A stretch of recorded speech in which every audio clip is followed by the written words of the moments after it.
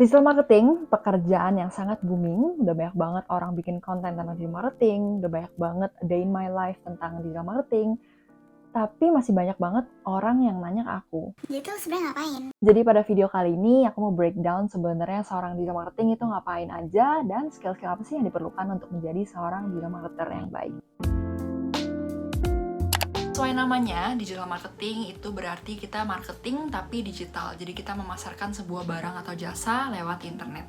Nggak lagi bagi-bagi brosur, nggak lagi pasang billboard yang besar di jalan tol, tapi kita melakukan promosi lewat layar kaca. Gimana cara promosiinnya? Ada banyak banget cara yang bisa dilakukan. Bisa lewat sosmed, bisa juga masang ads di sosmed ataupun search engine seperti Google. Bisa juga endorse influencer, dan masih banyak cara lainnya.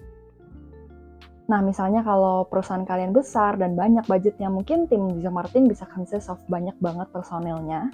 Tapi kalau misalnya perusahaannya kecil atau masih startup, mungkin seorang digital marketer lah yang akan handle semuanya. Seperti lowongan kerja yang aku temuin di LinkedIn, ini cakupan pekerjaannya cukup luas ya bagi seorang digital marketer. Kebayang ya bisa se-diverse apa pekerjaan seorang digital marketing itu. Oke, jadi sampai sini kita tarik balik lagi. Jadi sebenarnya seorang digital marketing itu ngapain? Nah, jadi untuk menjelaskan kerjaan digital marketing, kita akan breakdown. Tapi sebelum itu disclaimer dulu, karena Dikmar itu luas banget, banyak banget strategi yang bisa kita lakuin, bisa highly customizable dan adaptable sesuai dengan industri perusahaannya.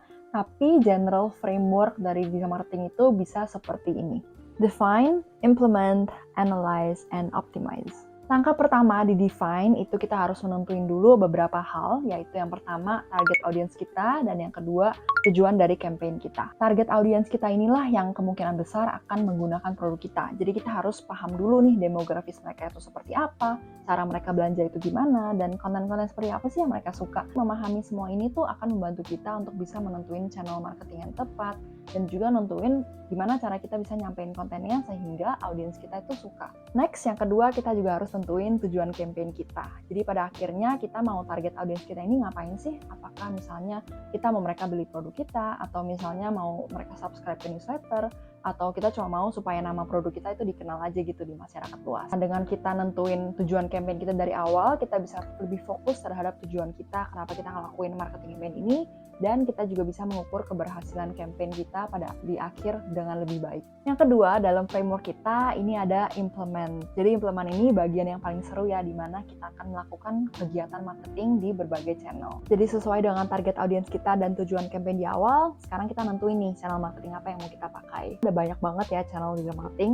Ada paid advertising, content marketing, email marketing, social media marketing, ada juga WhatsApp marketing, podcast marketing, affiliate marketing, dan listnya goes on. Dan setelah kita tentuin, barulah role-role digital marketer yang tadi udah sebutin di atas mulai beraksi. Si social media specialist mulai buat konten di platform sosmed, lalu si content marketing specialist ini mulai nulis blog yang sesuai dengan standar SEO, lalu si KOL marketing specialist juga udah mulai ngontek-ngontekin influencer dan ngajak kerjasama. Ada juga paid marketing specialist yang udah nyusun budget untuk naruh ads di sosmed ataupun di search engine dan lain sebagainya. Nah, ketika persiapan campaign ataupun ketika campaignnya berlangsung, semua role ini biasanya tuh akan kerja sama bareng. Misalnya si performance marketing specialist ketika influencer yang mau ngepost konten, pastinya kan tanggalnya akan disesuaikan dengan konten kalendernya si social media specialist. Contoh lainnya si performance marketing specialist memasang ads kan ya, dia kan butuh konten visual. Nah, itu kan harus dibantu oleh tim sosmed.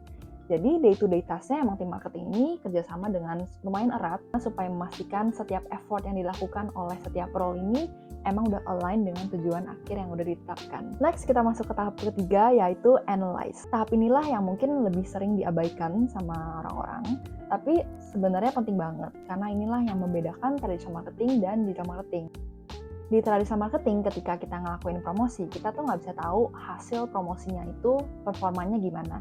Misalnya ketika kita bagi-bagi brosur, kita nggak bisa baca behavior orang ketika mereka terima brosur itu. Misalnya apakah mereka baca, apakah mereka buang, berapa lama sih mereka baca brosur itu. Tapi di digital marketing kita bisa tahu tuh performa itu gimana. Misalnya ketika kita nulis artikel di blog, kita bisa kelihatan average time spent orang baca artikel itu tuh berapa lama. Atau misalnya ketika kita kirim email ke user, kita bisa tahu berapa banyak orang yang open, berapa banyak orang yang buka linknya.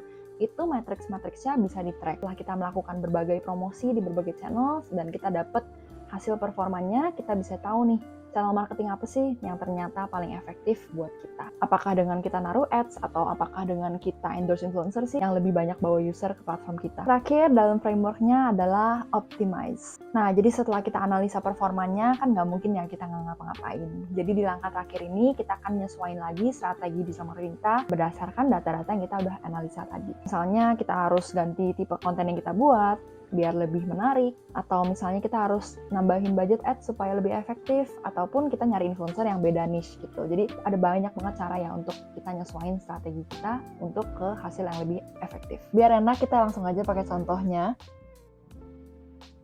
Ada satu aplikasi edukasi namanya Inspigo. Inspigo adalah aplikasi podcast pengembangan diri. Kalau kita pakai framework digital marketing tadi, pertama untuk define, target audiens Inspigo mungkin adalah millennial sampai Gen Z yang mungkin tertarik dengan hal-hal tentang personal development atau professional development. Mungkin mereka nggak gitu punya banyak waktu untuk belajar hal-hal baru, jadi podcast ini bisa menjadi sumber ilmu buat mereka yang lagi commuting atau mungkin lagi melakukan hal-hal lain. Lalu untuk tujuan campaign Inspigo mungkin adalah untuk let's say meningkatkan jumlah download aplikasi dan jumlah orang yang dengerin podcastnya. Kedua, pada fase implement, Inspigo punya website landing page yang didesain buat menarik orang untuk download aplikasinya. Di sini kita lihat ada copywriting menarik, tertuju buat orang-orang yang nggak punya banyak waktu dan ada call to action yang mengarahkan mereka untuk download aplikasinya di Play Store maupun App Store. Kedua, pada fase implement, Inspigo punya social media Instagram di mana mereka ngepost berbagai tipe konten. Ada yang buat hiburan, skill development, sampai ngejelasin specific industry knowledge. Namun, seperti tujuan campaign yang udah dijelasin tadi, yaitu untuk meningkatin downloads dan user, Inspigo punya konten informatif yang punya call to action yang mengarahkan audiens untuk dengerin podcastnya.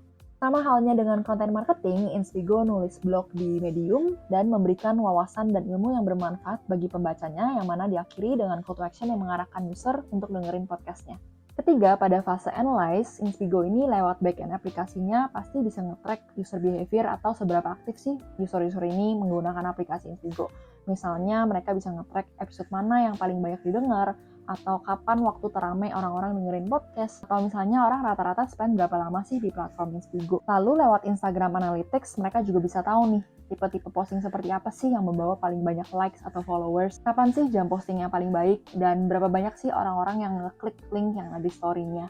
Dan kalau misalnya dibandingin dengan TikTok, platform mana nih yang lebih efektif untuk narik user untuk download aplikasinya? Terus misalnya lewat email-email yang udah dikirim, sebenarnya efektif nggak sih buat ningkatin user engagement alias ngajakin orang untuk balik ke podcast Inspigo dan dengerin episode-episodenya? Keempat dan yang terakhir yaitu kita optimize. Untuk sosmed misalnya dari hasil analisa tadi, apa sih yang bisa kita improve? Misalnya kita ganti waktu postingnya, atau misalnya copywritingnya kita ganti jadi lebih menarik, atau misalnya kontennya sendiri harus lebih engaging, lebih daging, atau misalnya lebih sesuai dengan tren yang ada sekarang. Dan misalnya untuk email ternyata kirim-kirim kata-kata ajakan tuh nggak cukup, ataukah baiknya kita bisa kirim kode diskon, atau misalnya kita kirim rekomendasi podcast mingguan gitu yang bisa menarik mereka untuk kembali ke aplikasinya. Jadi cara kita optimasi itu endless and it's always a continuous process di mana memerlukan constant monitoring dan adaptasi sesuai dengan preferensi target audience kita. Itu aja video untuk hari ini. Thank you guys for watching and I hope you enjoyed it and I'll see you guys in the next video. Bye!